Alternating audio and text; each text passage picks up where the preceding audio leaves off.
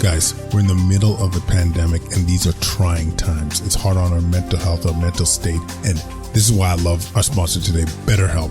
They're the largest online counseling platform worldwide. They change the way people get help with facing life's challenges by providing convenient, discreet, affordable access to licensed therapists. BetterHelp makes professional counseling available anytime, anywhere, through a computer, tablet, or smartphone. It's brilliant. Sign up today. Go to betterhelp.com/solvinghealthcare and get 10% off sign-up fees. COVID has affected us all, and with all the negativity surrounding it, it's often hard to find the positive. One of the blessings it has given us is the opportunity to build an avenue for creating change, starting right here in our community. Discussing topics that affect us most, such as racism in healthcare, maintaining a positive mindset, creating change, the importance of advocacy, and the many lessons we have all learned from COVID. If you or your organization are interested in speaking engagements, send a message to quadcast99@gmail.com, reach out on Facebook at Quadcast, or online at drkwadwo.ca. Welcome to Solving Healthcare. I'm Kwadwo Kyeremanteng. I'm an ICU and palliative care physician here in Ottawa and the founder of Resource Optimization Network. We are on a mission to transform healthcare in Canada. I'm going to talk with physicians, nurses, administrators, patients and their families because inefficiencies, overwork, and overcrowding affects us all. I believe it's time for a better healthcare system that's more cost-effective, dignified, and just for everyone involved. Quadcast Nation, we are back, and we are busting out a timely episode on childhood vaccinations, 5 to 11-year-olds, just recently approved by Health Canada. And we brought along the one and only Dr. Martha Fulford. Needs no introduction, pediatric infectious disease physician. And we talk about, the considerations, which this was before the NACI release in terms of their recommendations. And by the way, I think I really want to give some props to NACI with the emphasis of, there are some unknowns here, but allowing families to make choices and to respect their choices, whether they want to give it time or to see more data, whether they want to go ahead and get their kid vaccinated early. This should be without judgment at this time. So I just wanted to commend NACI for doing that and also to acknowledge that these are challenging times. And it's great that an organization at that level is preaching respecting choices. So before jumping into it, just want to tell you about Solving Wellness. Check it. 270 members, all looking to reduce burnout, growing by the minute. We got online workout class. We got online fitness classes, yoga, mindful meditation, nutrition tips, cooking classes, all under one roof. Great community, supporting each other, reduce burnout within healthcare professionals. $99 for the year or $9.99 per month. And guess what? Your first month is free. Yeah, change that boogie. All right. Without further ado, we're bringing back infectious disease specialist talking about the ins and outs of vaccinating our littles. I hope you guys find this helpful. Let's go. Quadcast Nation, we are back in full effect with the one and only Dr. Martha Fulford, infectious disease specialist, works in the pediatric population. Welcome back, Martha. Thank you. Thank you. Absolutely. We had this agreed to do this a couple of weeks ago, but I think the timing is actually quite perfect. I think any moment now, I feel like we'll be hearing about Health Canada, whether they approve the 5 to 11-year-olds, which I'm sure they will, in terms of vaccinations. And so, a lot of questions being asked. And I know at a personal level, I get texts or emails almost daily about this topic. So maybe walk us through, what do we know about vaccinating our little ones at this time?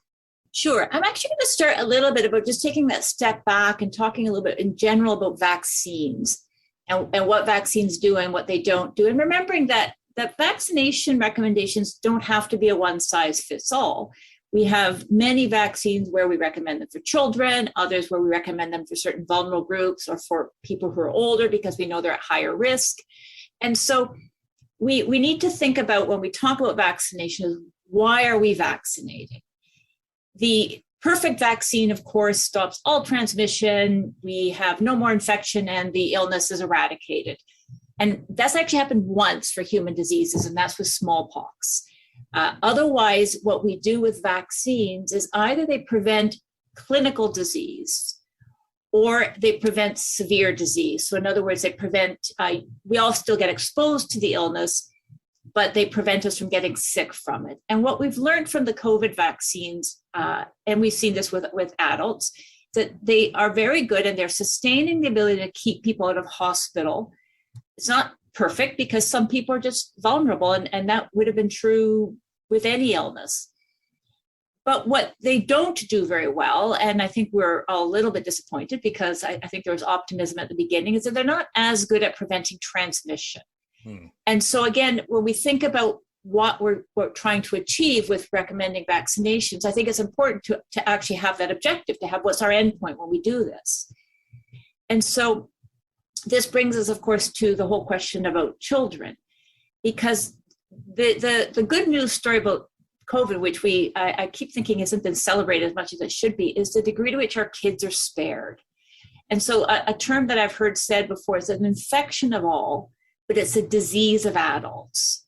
And so even though kids can certainly get exposed to COVID, they'll test positive, it's very, very uncommon for them to actually end up in hospital. And we know this. We can look at the Ontario numbers. Since the very, very beginning of the pandemic, in Ontario, 86 kids in that 5 to 11 age group have been admitted to hospital who've tested positive. That may not have been the reason for admission. If we look at we break that down, probably in the range of maybe 40 kids have actually been admitted to hospital as a result of COVID in Ontario since the pandemic started. So that's the context of what we're dealing with. So vaccinating our kids isn't really to prevent them from getting severe disease, because that's not what they're at risk for. So the objective is going to be, I think, and this is important, I think, for everybody to understand, what are we trying to achieve? And we're hoping that it'll decrease the risk of transmission.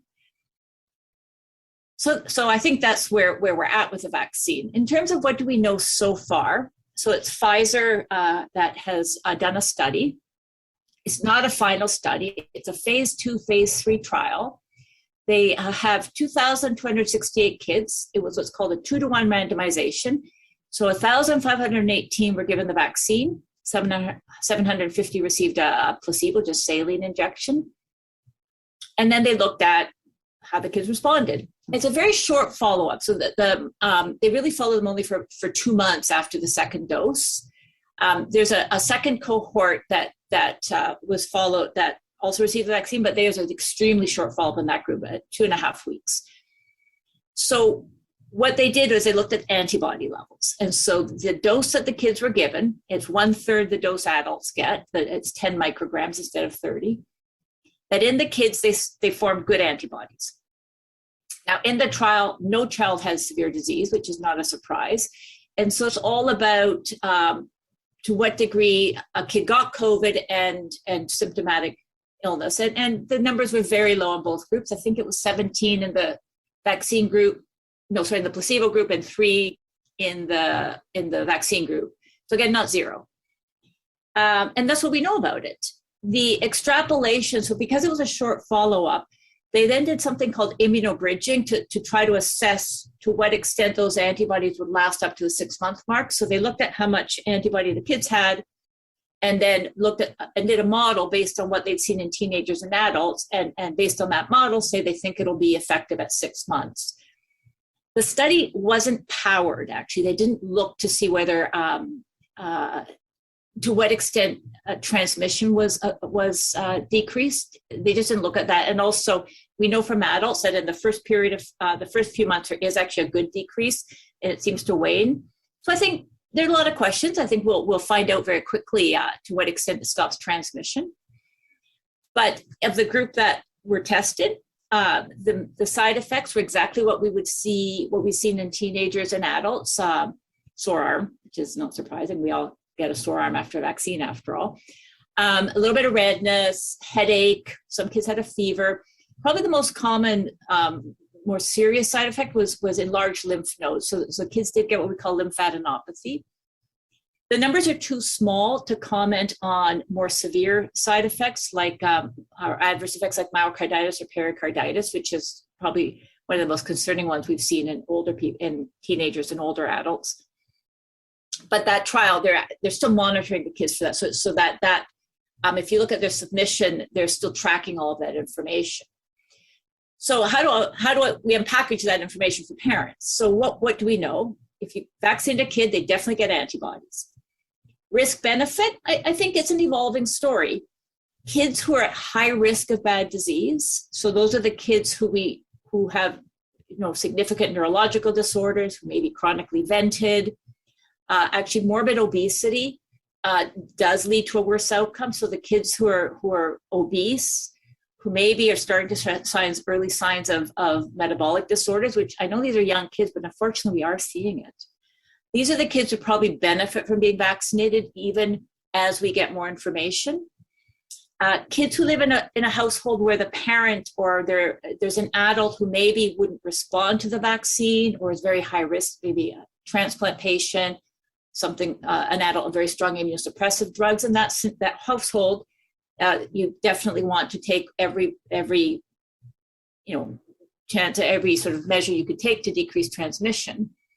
In terms of the other kids, I think then it's really going to be preference of the parents. I mean, some parents are going to want to say anything to decrease the risk of testing positive for COVID, and other parents are going to say, you know what, I'm going to wait and see what the longer term study shows. And I think both are actually correct approaches at the moment.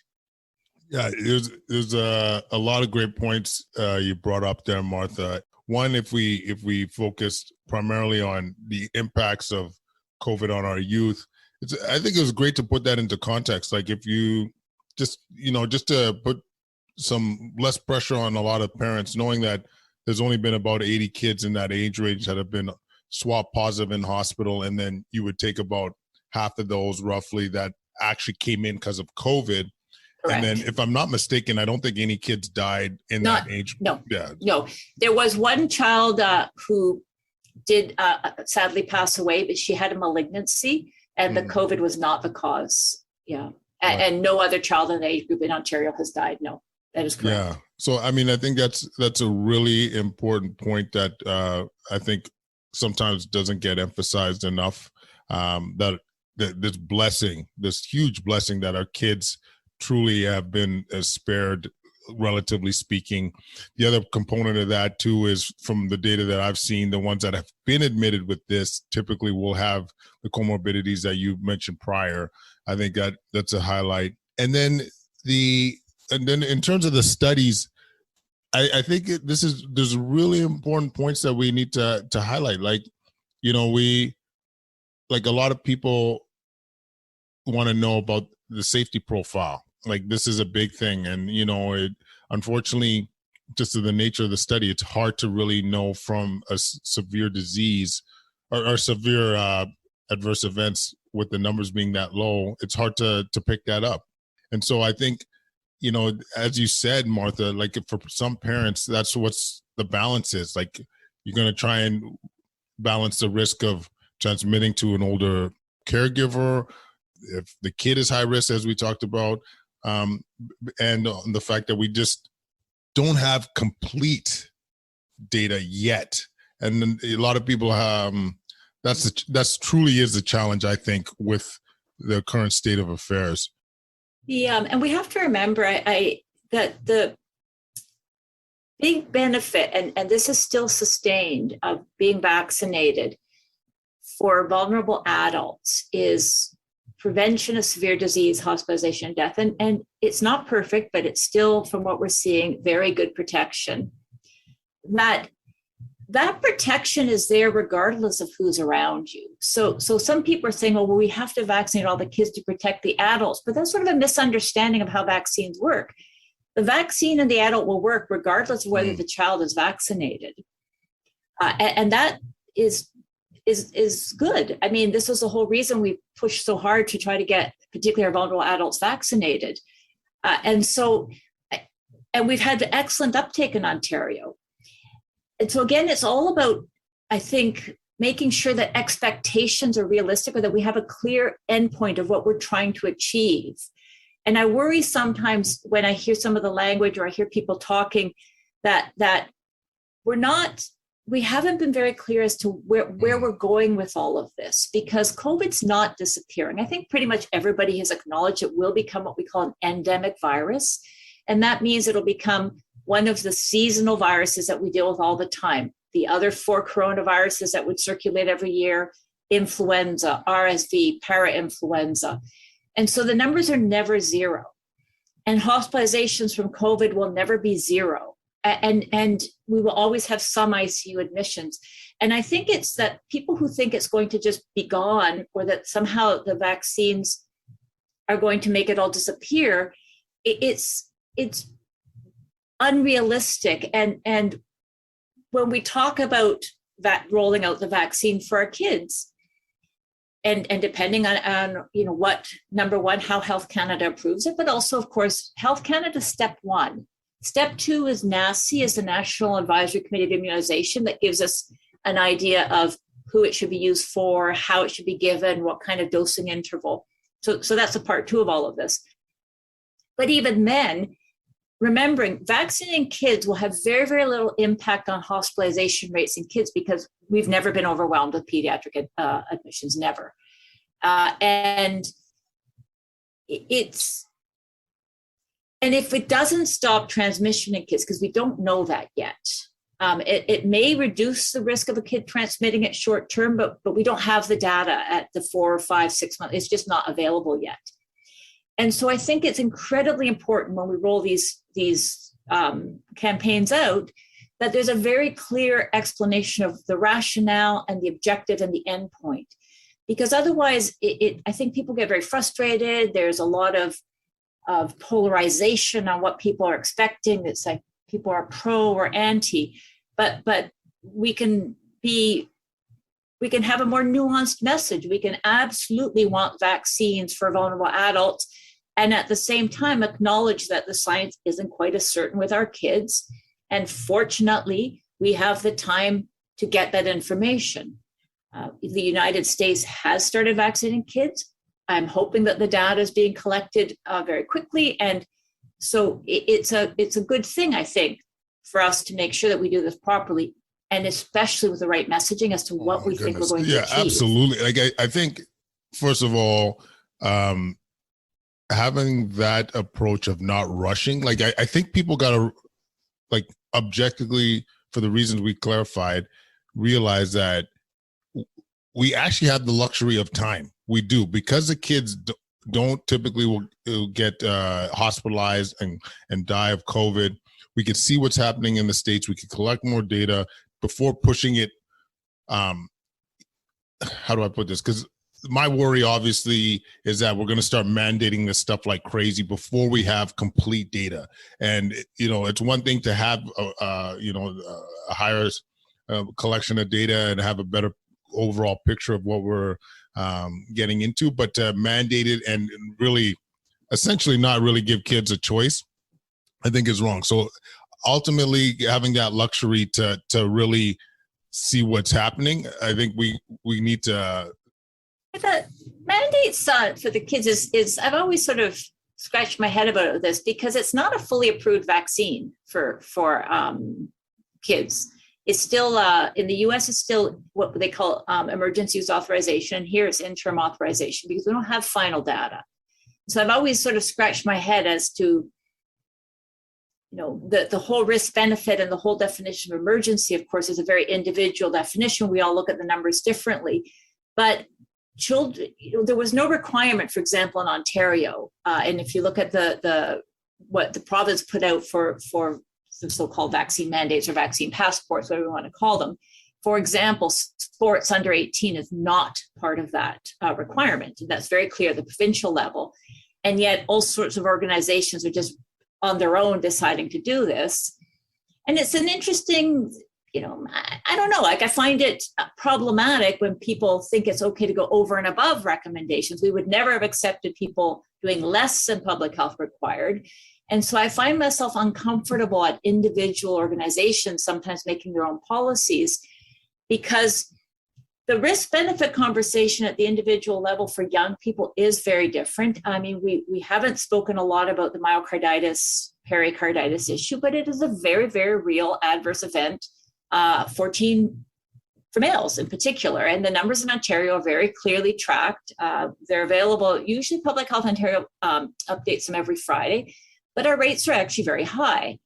And now there are some people who think it's worth that side effect and it's mild. I personally would be, I'm not actually somebody who would ever tell anybody that heart inflammation is mild. I mean, it's a potentially significant adverse effect. And we have certainly had some very sick people in our hospital from that. And so it's a very important conversation, I think, whereas I very strongly believed that vulnerable adults and still believe that they should be vaccinated, because I think it's the single best thing you can do to prevent yourself from getting a severe disease. And in fact, have been working in vaccine clinics since February when I'm not on service at the hospital. I also appreciate that you can have a more nuanced conversation for young people. And what we should not do is have individual organizations suddenly making rules about a vaccine for which we have interim authorization with limited trial data. And I think rather than start to do that, we should acknowledge that there are some kids who would benefit, some families who will choose to do it, others who are going to choose to wait, and that we should accept all of those as okay while we get more information on the long-term safety of the vaccine for our kids with a larger group, and B, how effective it will be at stopping transmission. I sent you actually the documents, and I mean, you can post them if you want, both for the original Pfizer phase 2, phase 3 trial, so anybody can look it up and read the numbers, but also they had a risk-benefit analysis they presented. This was for the FDA, and I'm presuming it's very similar to what they gave to Canada, though I haven't seen that. But they gave a risk-benefit analysis to the FDA on whether there's a more benefit to vaccinating kids than harm. And it's an interesting document because so much of it is based on assumptions. And one of the assumptions is how much circulating COVID there is in the community. Because if you have a lot of COVID circulated, it's a very high numbers, then the benefit clearly outweighs the risk. But if community transmission is low, and then you look at the Pfizer analysis, then there may be more hospitalizations in their model because of myocarditis and because of COVID.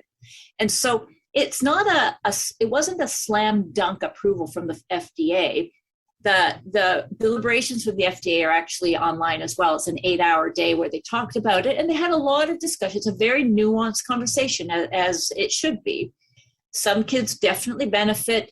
Other kids, it's not as clear cut whether there's a benefit.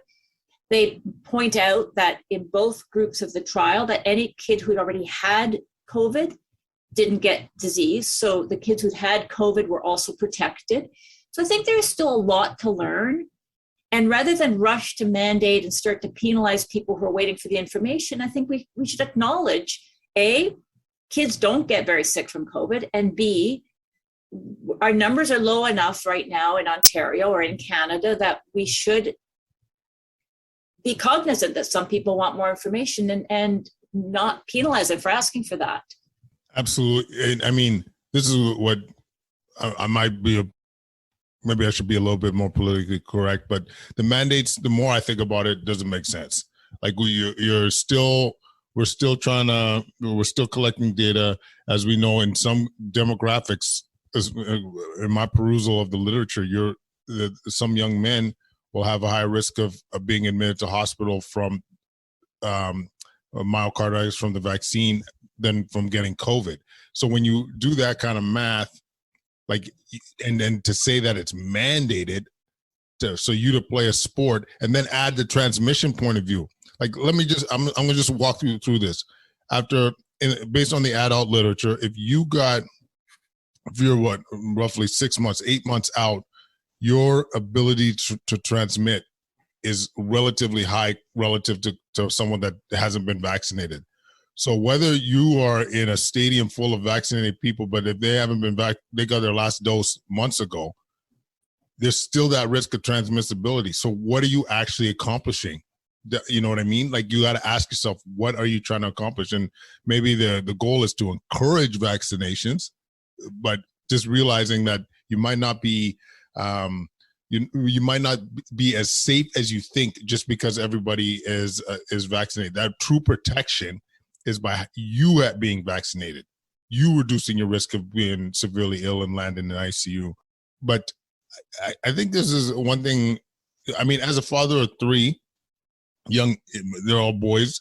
Like, I won't lie to you. Like, the myocarditis numbers, when you see them, makes me pause and makes me a bit anxious, you know, with our kids. And so let me put it this way. How much in your personal experience have you been seeing in terms of COVID hospitalizations, or even say COVID myocarditis? That's another thing that comes up too, that the kids would be at risk of getting myocarditis because of their COVID.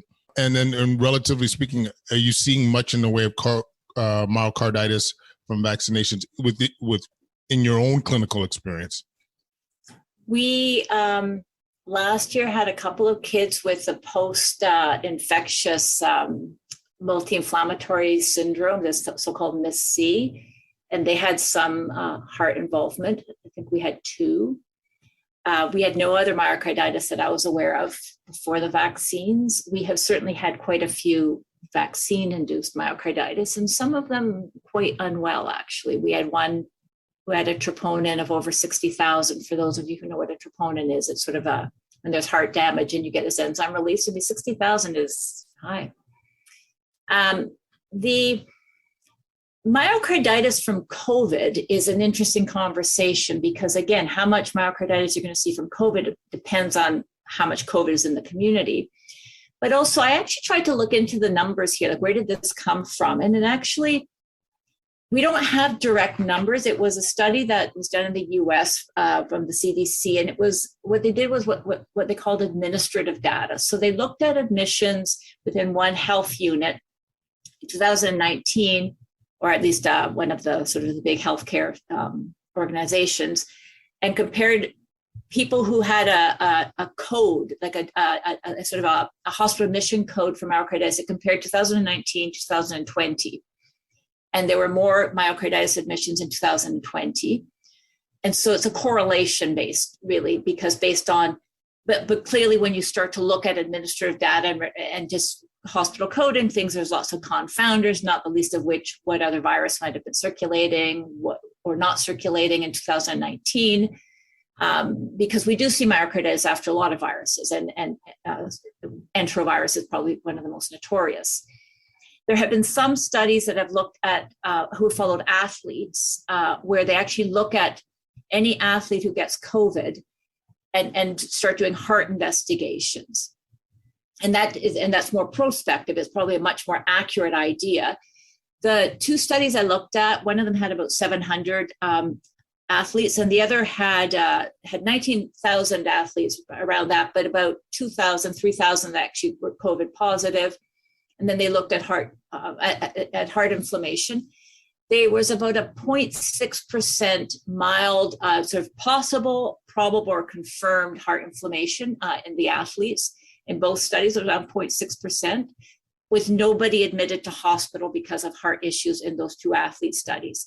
And so again, it's like a lot of things, a lot more nuanced than more or less. It depends a lot on the age, underlying risk factors, but probably most important is how much COVID is actually circulating in the community as to whether the risk goes up or down in terms of damage from COVID versus possible damage from or adverse effect, the rare adverse effect from the vaccine.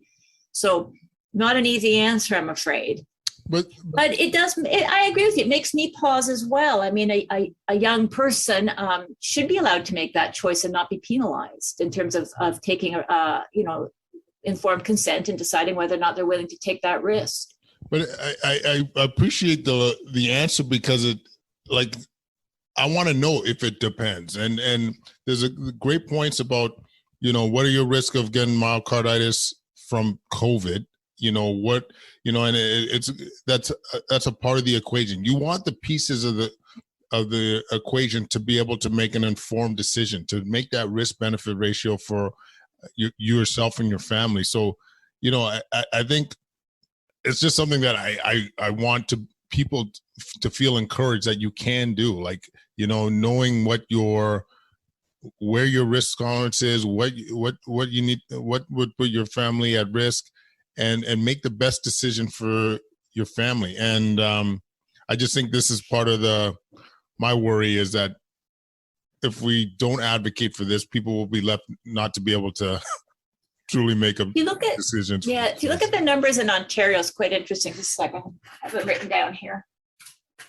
So in Ontario, up until a couple of days ago, in the teenage group, and that's 12 to 19, so it includes the 19-year-olds, there had been 242 hospital admissions testing positive for COVID. Again, we assume about half of them would be as a result of COVID. So maybe 120 teenagers admitted because of COVID.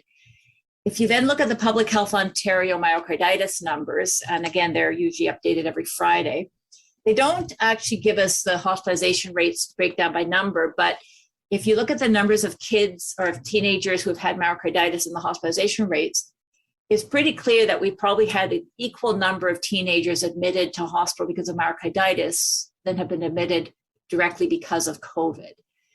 And again, it's not that, both are real things. COVID is very real. The vaccine-induced myocarditis is very real. And a person's individual risk assessment varies. But the COVID risk is fluid because it depends on, of course, how much is in the community circulating. And the other huge unknown that we're really not talking about in Canada, and certainly not in Ontario, is natural immunity. And how many kids have already had COVID who are already protected, full stop. And in Europe, in fact, all of Europe, they acknowledge recovery from COVID as giving you immunity. So even countries like Austria, which have, some what I think horrendous rules in place right now, their vaccine passport is proof of vaccination or proof of recovery. And so I think that these are really important questions that warrant study, and we should be able to be allowed to ask. And again, it's very polarized. The conversation is, for me, very bizarre, like that either there's complete denial or we can't talk about it, or people are saying it's the only thing that counts. Well, no, actually, I think, as I think with a lot of things, there's an answer in the middle. Mm-hmm.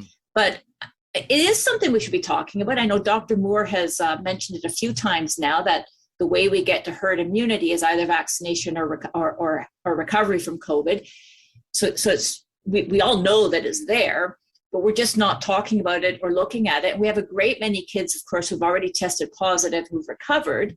We should also be studying those kids. Are they getting COVID again? Because if they're not, then there's a group of kids who don't need to be vaccinated, and we don't even know if we vaccinate them if they'll have more inflammatory response, which has been described in the literature, that people who have had COVID and they get vaccinated sometimes have more adverse effects than otherwise.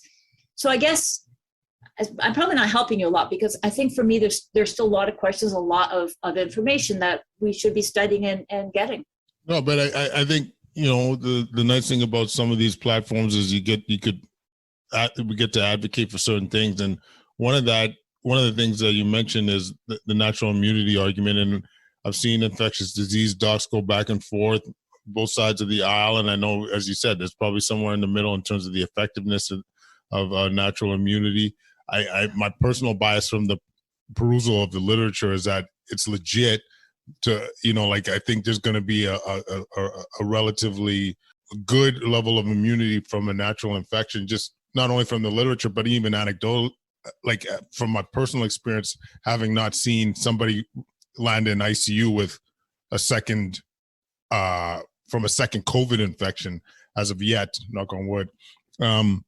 But where was I going with this? I was going to make a good point about, and then I guess the thing too about respecting natural immunity, and just having that a level of nuance for treatment. Like, say, for example, like hypothetically, either you had previous infection, then you get either 0 doses or you get a single dose, or or even the idea that if you're in one of those high risk profile groups, kind of respecting the idea of having a single dose of a vaccine, where we know that's going to significantly decrease your risk of getting severe disease for those that are less likely to get severe disease in the first place. So I continue to be baffled that we can't have a little bit more of a personalized approach or precise approach to some of our youth. But the more we talk about it, the more, like, people don't know this stuff, man. Like, if you go to your neighbor and you talk about some of this, they're like, I don't know, I just want my kid to play hockey. You know what I mean? So I think the more we could continue to have these conversations, hopefully it helps. The whole, I'm an infectious disease physician, and I actually think vaccines are one of the miracles of modern medicine in terms of what they've done.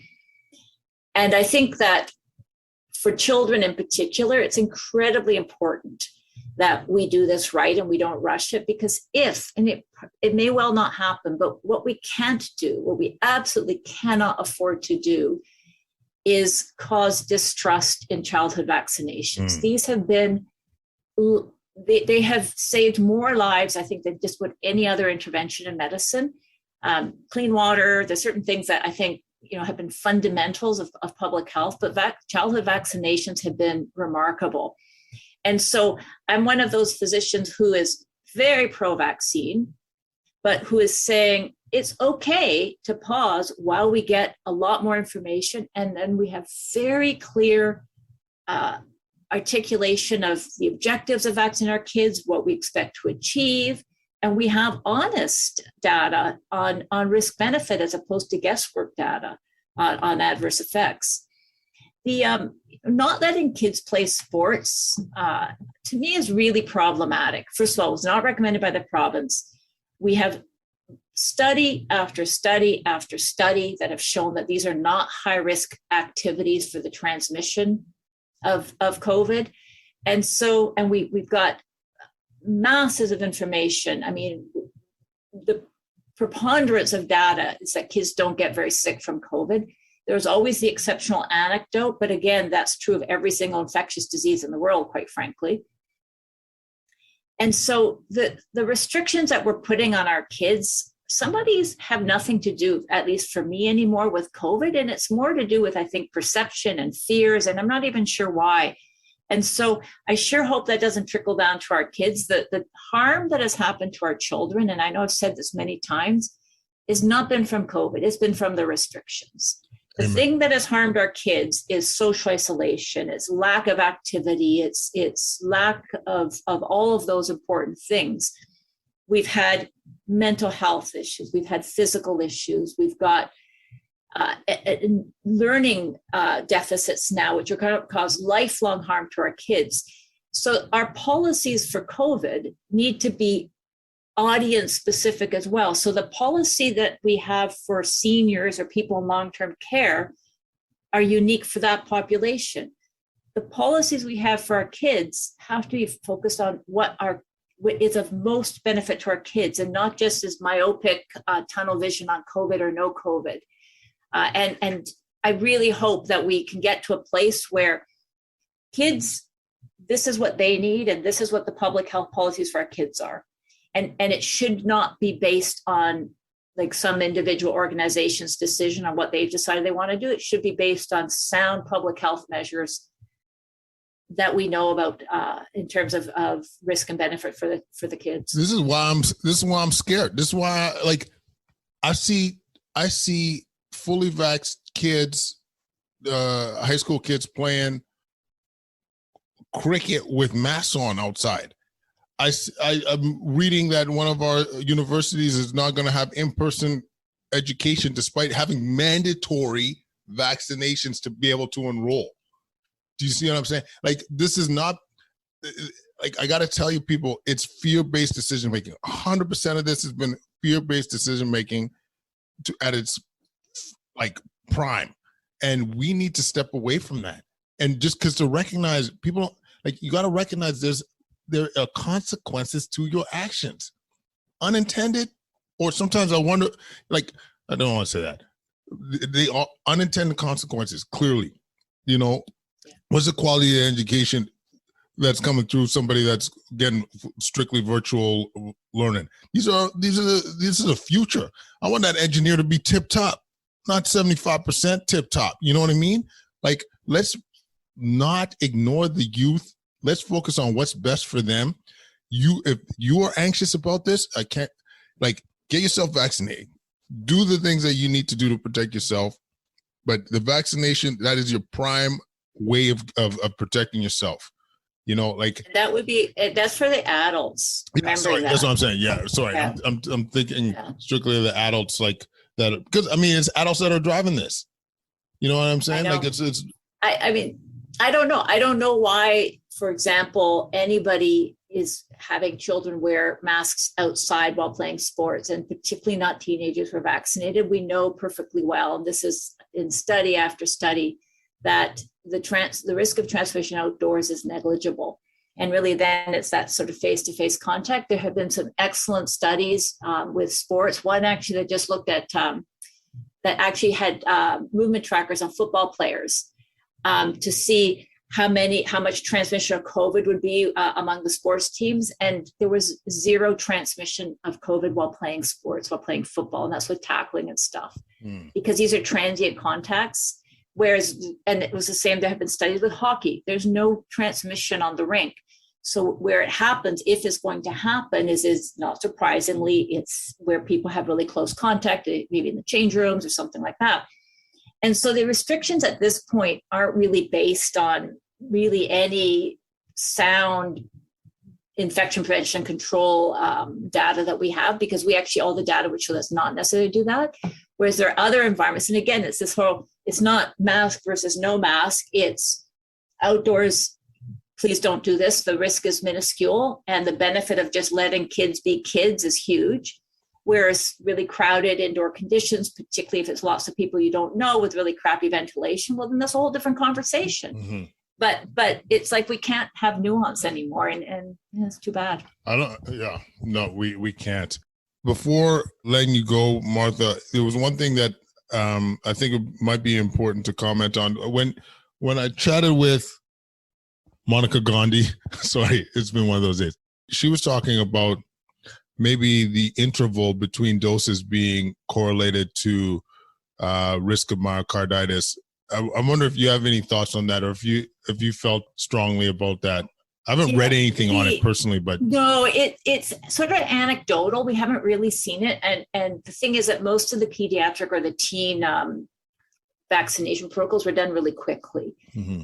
and so it feels as if what we're hearing is that if you give this, so most of the myocarditis is after the second dose, not all of it. I mean, there still a significant group that happened after the first dose, but it seems like most was after the second dose.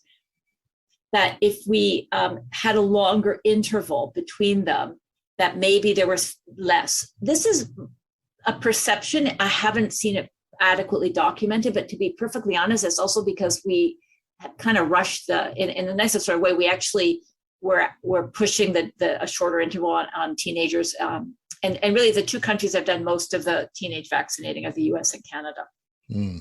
The United Kingdom, the Joint Commission for Vaccination Immunization, the JCVI, they actually recommended not vaccinating teenagers. They thought that the risk probably outweighed the benefit. And then the government ended up deciding to recommend one vaccine for teenagers. Again, because just one dose gives a really good immune response. But regardless of the myocarditis issue and whether or not extending the dose is safer, what we've seen pretty clearly in adults is that if you have a longer interval between the two doses, there seems to be a much better immune response. And so the reality is, it's probably sensible to have about an 8-week period regardless, because it seems to induce a more sustained immune response in the recipients.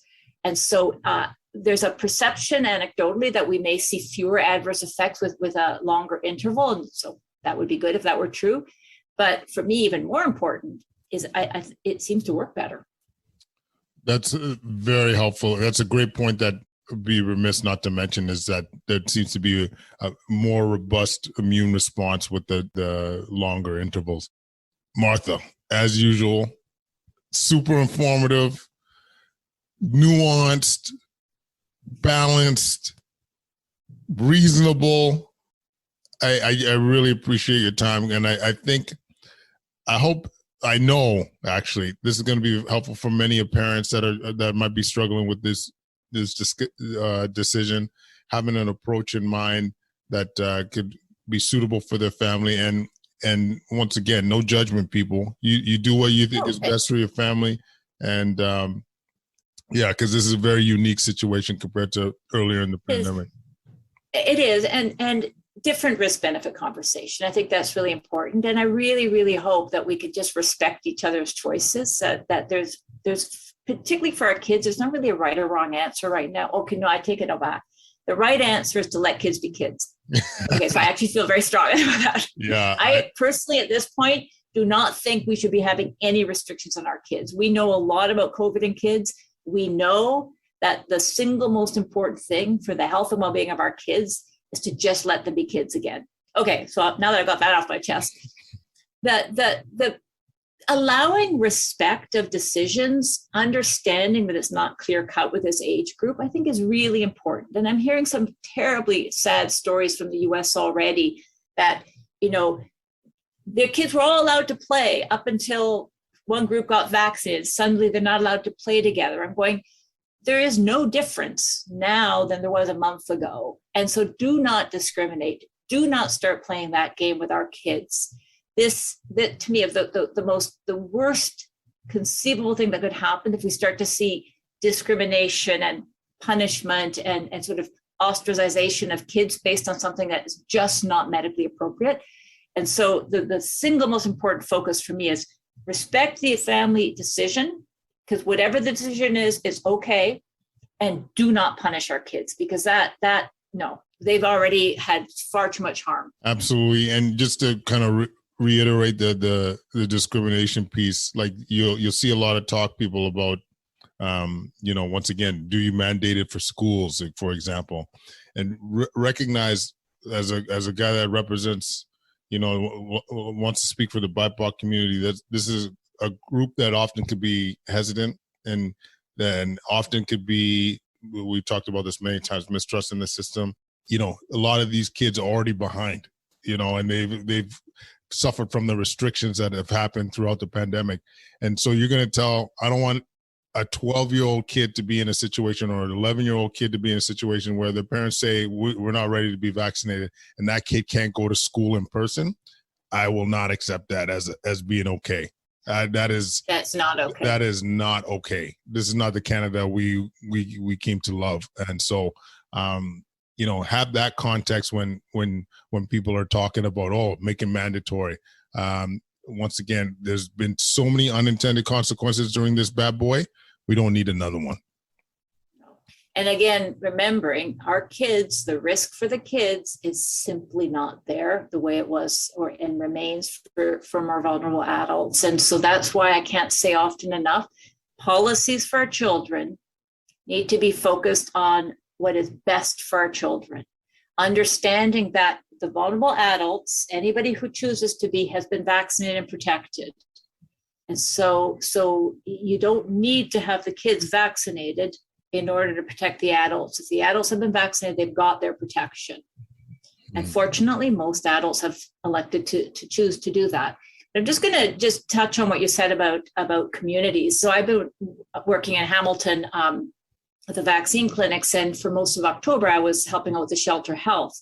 And it's very easy. You can just look at by postal code where our lowest vaccination rates are, and that matches spot on with what we've called it in the past, our code red postal code. So these are the communities that already have the most barriers, where we have the most discrimination, new Canadians, language barriers, socioeconomic class. So it's very real, this conversation about access and understanding. And it's not just anti-vaxxers. It's a term I actually have come to hate, because it's a meaningless, horrible, divisive term that doesn't capture at all the complexity of what's happening in our society. And so if we go and we look at which community maybe doesn't have as much vaccine uptake, if we understand what the barriers are, if we actually go to them, it's a much more successful strategy than just labeling them and all this divisive and discriminatory language that's happening in Canada, which, like you said, this is not the Canada that I grew up in. Amen. Well said, Martha. Thank you so much. You know, we're going to do this again in the future. People demand it. Thank you so much. Kwadcast Nation, I know that was informative. I know you love this one. Leave any comments at kwadcast99@gmail.com. Follow us on Twitter, Instagram, YouTube at Kwadcast. Leave a 5-star rating, y'all. Helps with the visibility of the show, whether that's on Spotify or Apple Podcasts. And everybody, thanks for listening. We love you. We'll connect again real soon. Peace.